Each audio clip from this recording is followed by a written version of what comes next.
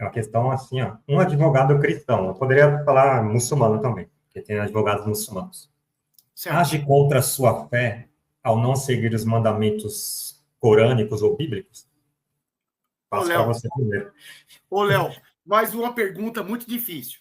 Léo, é o seguinte, vamos pensar assim. Se nós estivermos falando de um bom cristão, né? E primeiro que ele, coitado, ele vai viver um conflito imenso, um conflito absurdo, porque se tem uma coisa que mexe com o nosso interior e as pessoas precisam ter ciência disso, é o comportamento religioso. Isso mexe com a gente lá dentro, lá no íntimo. Por isso que nós temos que respeitar as práticas religiosas.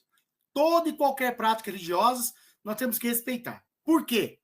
Porque mexe com as pessoas lá no seu íntimo. Mas eu diria o seguinte: nós vivemos num mundo onde nós temos, como eu disse agora há pouco, o Estado de Direito.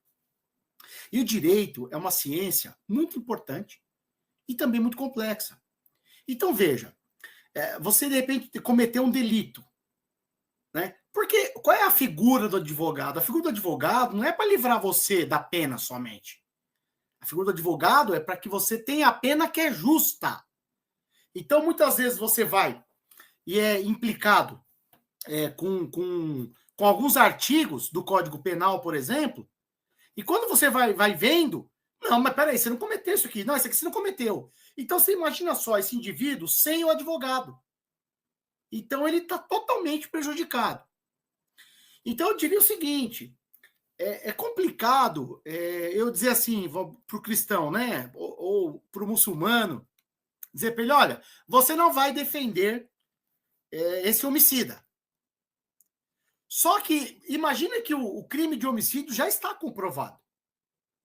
E aí, mas tem aquilo que eu te falei dos outros artigos que foram colocados dentro do delito do cidadão. E aí, o que acontece? A gente vai, infelizmente, vai ter que separar a questão ética religiosa da questão do direito pelo direito. Então, se o indivíduo é advogado, mesmo ele sendo cristão, ele vai ter que defender esse indivíduo.